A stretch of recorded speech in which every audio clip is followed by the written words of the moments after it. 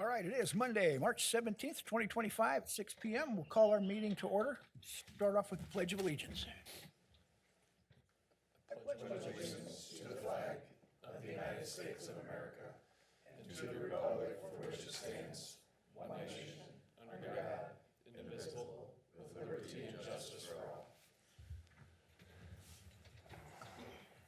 All right, next we'll have the roll call.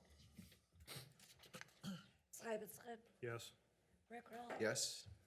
Lyon, Yes. Hollister, Yes. Colvin, Yes. Alinger, Yes. Bennett. Yes. All right, next item is approval of tonight's agenda. So moved. Motion by Collister, Second. seconded by Alinger. We have no discussion, take the roll. Rickrell, Yes. Lyon, Yes. Hollister. Yes. Colvin, Yes. Alinger, Yes. Bennett, Yes. Stuyvesant. Yes. Okay, next item is public participation. Is there anyone in the audience who wishes to get up and address the council? Anybody on Zoom? If not, we'll move on. Item 6, presentations. Item A is the 2024 Police Department Annual Report.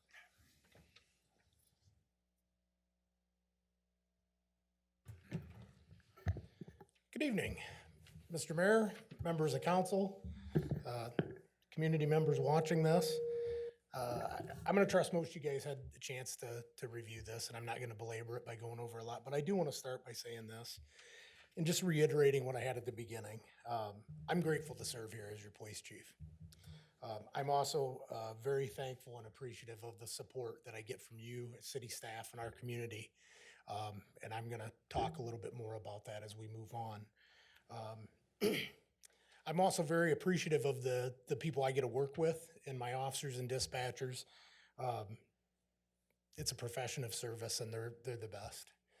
So I just wanted to start out by that because they make my job easy.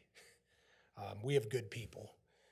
We have good people that while, they don't make the we can all make mistakes, but they're not done out of ill will if they do make one. It's just an honest mistake. So we're fortunate to have the employees we do and the support we have from our city staff and community. Statistically, our data didn't change a whole lot. I think there was a 4% difference, so nothing to be alarmed about. And as I stated in the report, there's a lot of variables that go into that, so there's really nothing that was alarming in my mind. Our school resource officer program is still going very well. Officer James Tenney is probably one of the busiest officers in the department. We often joke when he takes a day off, it's not a lot of fun, and he can't do that during a school year because we end up at the school, handling the stuff that he puts those fires out. So, but that program is still very successful, doing very well. Have a lot of good feedback from the school staff as well. So that's going well. Our reserve program, you might notice we've lost a officer over this past year. That's something we want to build back up. That was kind of a place that I started. It was a way to get in on the ground floor in a starting spot. So I take a lot of pride in that group, and they're very helpful for us. So we want to reinvest in them and try to get some other people on board. But that's a tough position, just like our local fire department discovers. It's hard to find volunteers, and that's another volunteer position that requires a lot of dedication and hours. But we are looking to try to expand that program as well.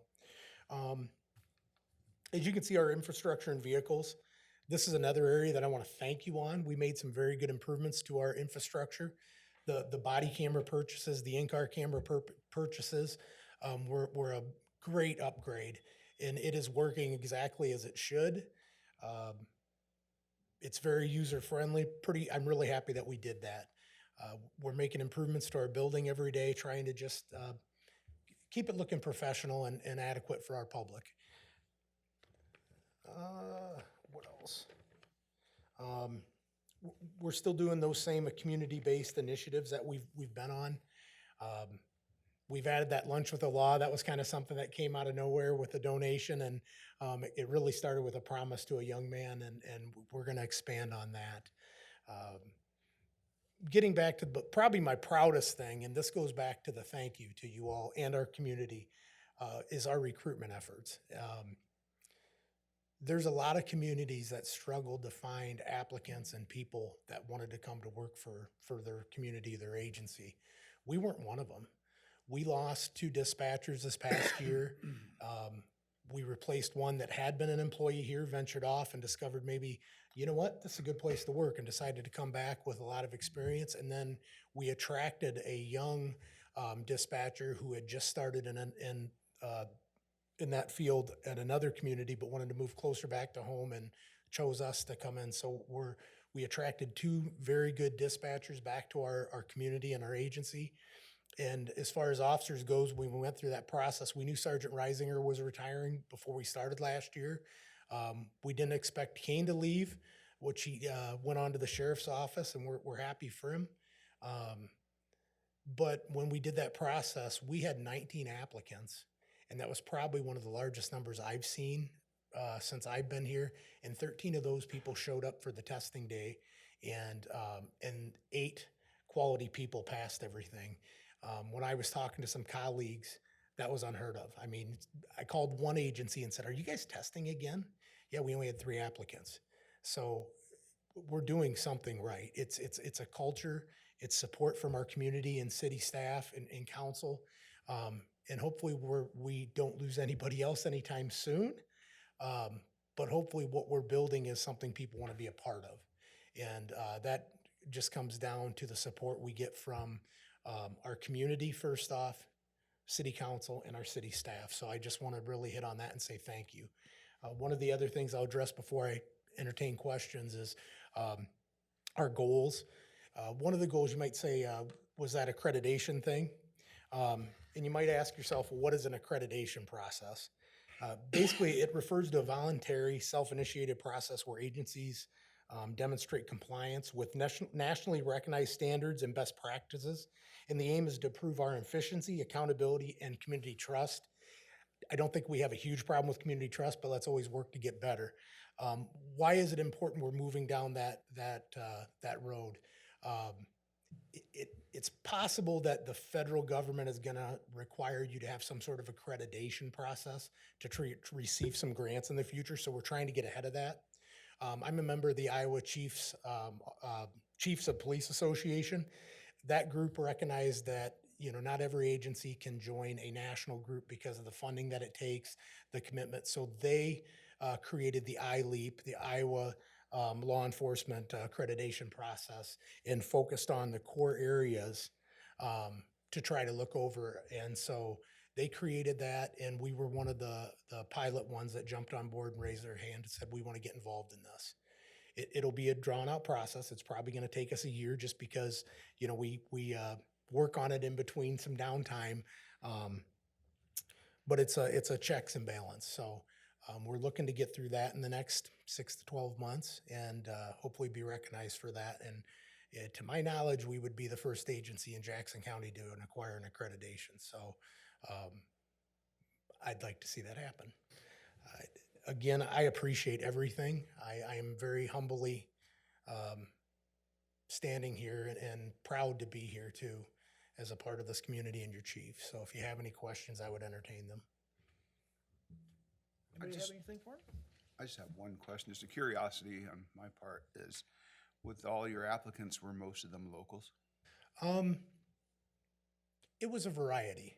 We one gentleman was his brother's actually a sheriff's deputy. He lives just around the airport by Dubuque, and then the other guy, he actually comes with us. It's kind of deceiving because I said he got hired at this time, but he actually comes with us with 11 years of experience from Marion. He chose to walk away from the profession, I think in 2020 or shortly thereafter, and go into the private business. Ended up moving to this area, heard some good things about our department through another officer that had worked here, not here in Maquoketa, but in the county, and gave us a look. He's got local ties, and I doubt he's going anywhere. So no, they weren't necessarily local, but they have a local tie to them, and hopefully we keep them around. Okay. Well, yes, go ahead. And we do get about 50 or 60 views every YouTube video, Chief. So don't feel left out by an empty public seating here. Yeah, no. So I encourage the public, that report is online. You can find it at the city's website. The last, I think, 3 years are on there. So give us a look. You'll see what we're up to. And we're here for the community. And I think I even mentioned that we're only as good as our community support is. So we appreciate it. Okay, thank you. Thank you. Thank you very much. All right, move on to item 7, which is public hearing, and we have none. Item 8 is our consent agenda, consisting of the minutes from the March 3rd regular council meeting, bills payable through March 17th, 2025, in the amount of $1,231,997.81, and the February financial reports. Motion by Colister and seconded by Coolman. Yep. Did you have a question? Okay. Any discussion? Go ahead and take the roll. Lyon, Yes. Colister. Yes. Colvin, Yes. Alinger, Yes. Bennett, Yes. Simonson, Yes. Rickrell. Yes. Okay, that passes. We move to item 9, which is considerations. And under consideration tonight is the general update and council consideration on the Parks Board recommendation of the Aquatics planning and location. Thank you, Mayor. Scott, you want to come to the podium? So, this is really a general follow-up to our conversation we had on January 6th. Left a lot of questions on the table, which resulted in a Parks Board bigger study. I don't know about you all, but I had plenty of calls, and Scott went through quite a bit of exercise on this, and Parks Board members received calls, and at some point, I prepared an independent consultant to be ready to take charge of a data survey, neighborhood canvassing, making sure you're gathering equity groups, thinking about transportation, all the things you'd expect of probably a $10,000 or $20,000 contract. So, and I also had a couple meetings with the IMV executive staff since, and a lot of this has developed to, I think, a favorable position. And I know with fundraising and some major avenues to getting a good start on this project in the next phase of the YMCA's capital planning, this is in a good position and probably in the best consensus you will find for this aquatic feature in the city. That recommendation is option 3 out of this full memo. I hope you've had a chance to read it. If you really wanted to read it, the backup packet is available for you to really study. I doubt that the city managers of Tiffin and Solon will watch this video, but there's a lot that they put into it too, to tell us exactly how much water and electricity was used and what their capital costs were at that time period versus what it might cost now. So it was about a 6-page memo. I know the Parks Board talked about it a long time, and those council members representing that can talk too. But we just wanted to present this to you, Scott and I. Like the green space and everything that happened over time, you're not being asked for any money now, but we want to know that this is heading in the right direction, because Scott and his network is really going to want to know if the council's serious or if we're doing well on this particular project, and wanted to open up some discussion with you to really kind of increase our confidence that this is something you're seeking. So I don't know if you have anything to add, Scott, or council members on this. I think we came to a good consensus. I mean, based on the feedback the council gave us, and then collecting feedback from the parks, as per your request, and I think we're at a good place. I think so too. It was all very unanimous. Everyone agreed on specifics and going forward, and it was a really great discussion, and I'm excited about pushing forward and bringing this to the community. Do we, do you have something to say? I was just gonna agree with Ginger, like the Parks meeting went very well. Everybody was on the same page with it. I don't know, I think we're ready to move forward with it as far as I'm concerned, with confidence. So to be clear, the idea is to put the water park basically between the football field and the Y. So there's that open field area next to the Y, is to put a water park there.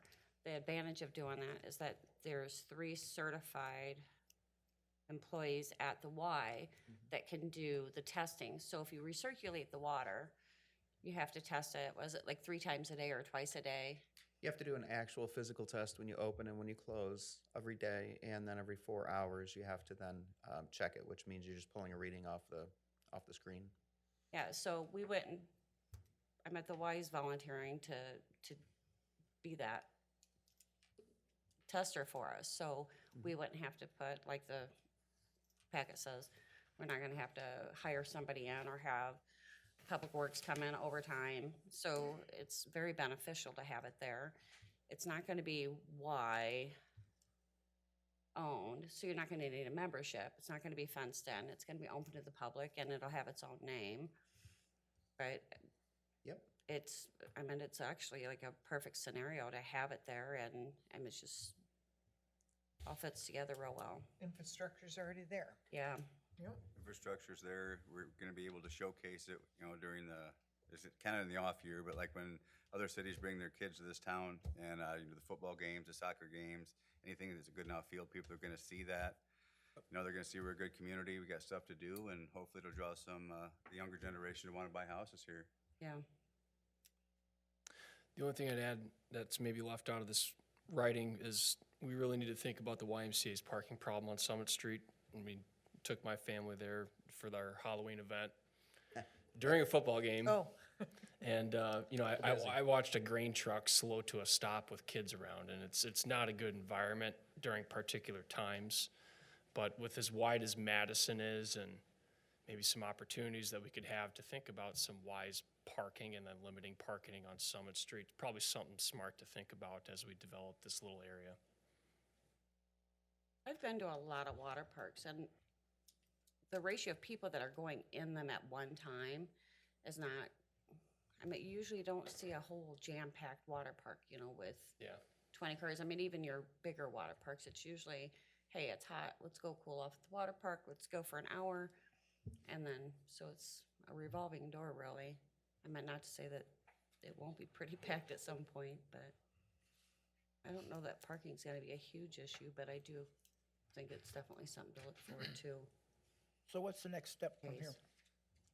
Well, Scott and I have met with a landscape architect who has a cooperative purchasing agreement with a lot of the splash equipment that would be associated with this. They do this free of charge. They're taking aerials of the site. There'll be some version of a probably 2-page kind of, you know, brag sheet or vision sheet that will be passed along with Scott's fundraising purposes. And I would probably have to let Scott take the lead on this from there on out about what the next phases are. But vision, just like the green space and Glovic Community Park, you know, people don't give to an idea, and you don't set a number just on an idea. You want to see a hard plan and a vision and what is actually going to happen. So that's the first step, and it was the first step in the other big fundraising project we had, and it wouldn't surprise me if by the end of May, Scott's in possession of those documents to really start pushing around. So just stay tuned. You know, this is not a finance conversation right now. We just want to know that we're heading in the right direction. So I see some nodding heads from the rest of the council, not on the Parks Board, but, you know, we realize that this isn't 100%. With the minor contract adjustments with the indemnification of the Y, will there be something in there that requires the Y to produce that testing? Because let's say Scott leaves and another director comes and he's like, screw you guys. We would have to alter the contract. The definition of facility changes, and the language would have to reflect some activity going out there.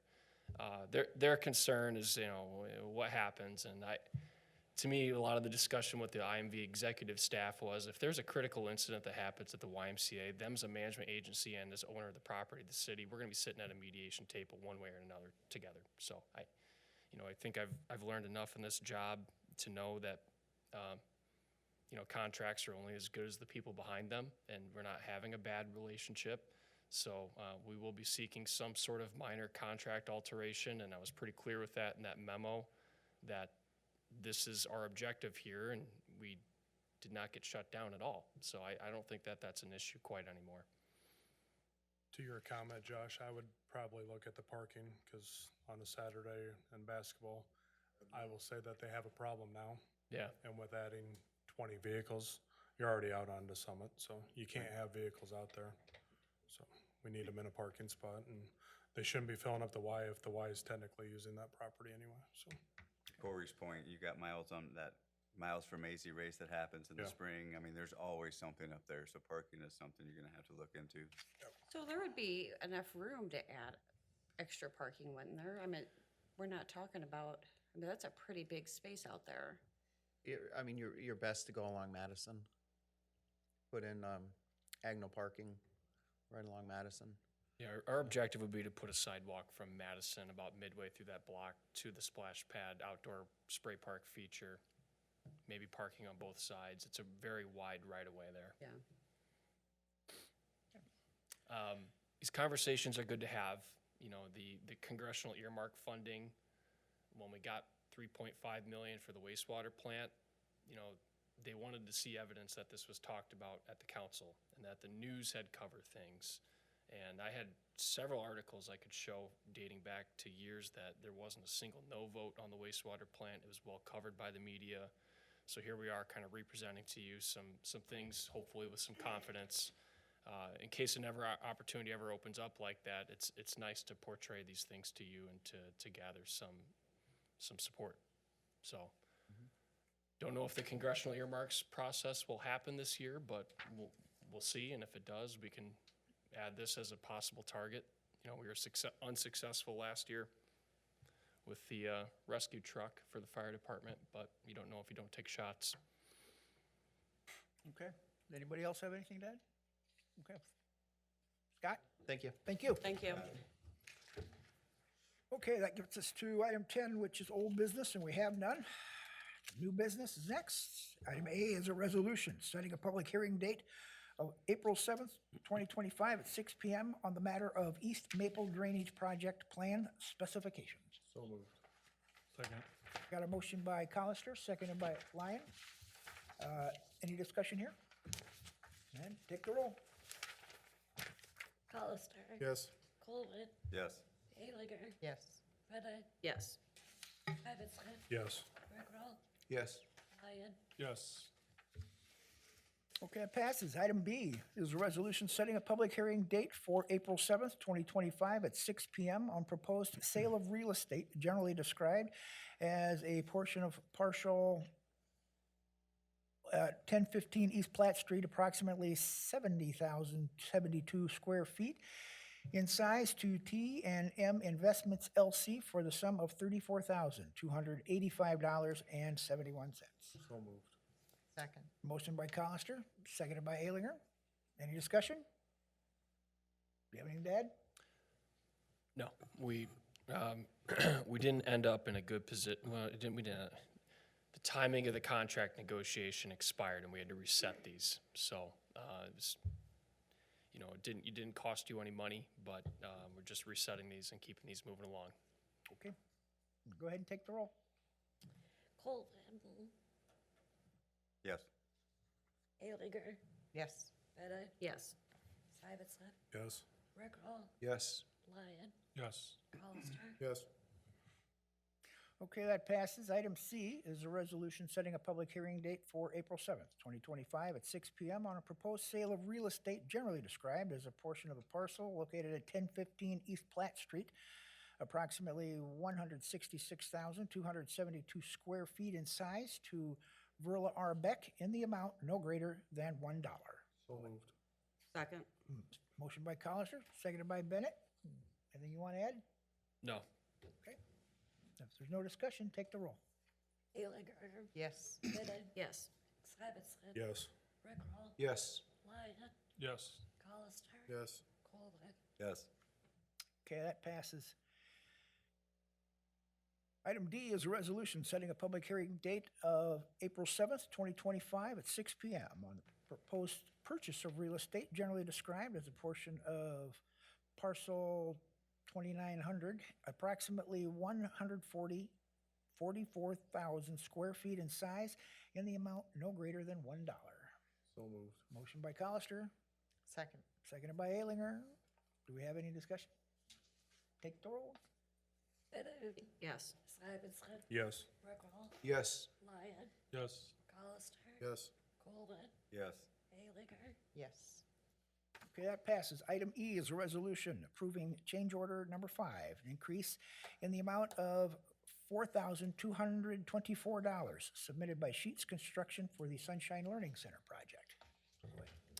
Thank you, Mayor and Council. Talked about this one last week with the Finance and Personnel Committee. We just punted it over to council. It's not a huge change order. It's for ADA compliance reasons related to some bathroom equipment that's in there. It has to be changed up, so it's pretty light. The total updated financing charts on the next page reference that $28,000, I guess, overage. Sunshine's private fundraising's picking that up, so they said they're in good position to either loan or to pay that off entirely with more private fundraising from this year. So they're pretty confident in that, and I recommend this for your approval. Okay. So moved.